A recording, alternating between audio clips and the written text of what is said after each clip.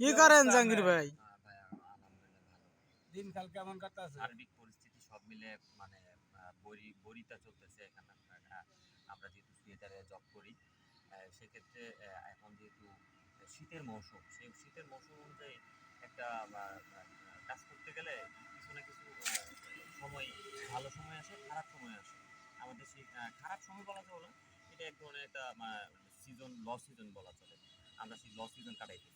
আর ল সিজনের কাটানোর ফলে আমরা হয়তো বা প্রকৃতি খুঁজে পাই না। আমরা সেই প্রকৃতির মধ্যে আছি। আজকে আমরা এই প্রকৃতিটা মানে সবাই উপভোগ করি। গজারি ঘরের হ্যাঁ, ভিতরে? হ্যাঁ, গজারি। আর এই গজারি ঘরের ভিতরে শুনলাম বলে কি খারাপ কাম চলে? না, না, এটা মানুষের একটা ভ্রান্ত ধারণা। আমরা ভ্রান্ত ধারণা এই নিজের চোখে তো দেখতে পারি না। এই যে দেখতেছেন, প্রকৃতিতে যদি আমরা নিজের থেকে অনুভব করি, প্রকৃতি উপভোগ করি, তাহলে সেই ক্ষেত্রে আমরা ওই ভ্রান্ত ধারণাগুলো মাথায় নেওয়া যাবে না।